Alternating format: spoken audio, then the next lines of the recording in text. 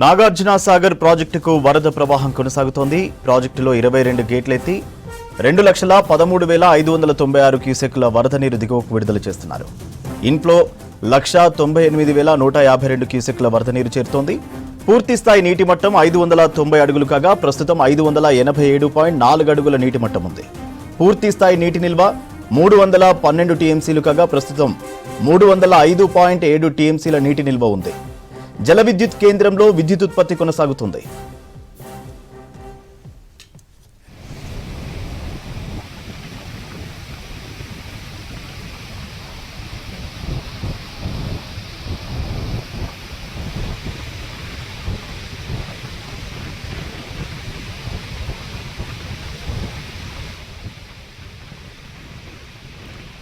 నాగార్జున సాగర్ ప్రాజెక్టుకు వరద ప్రవాహం కొనసాగుతోంది.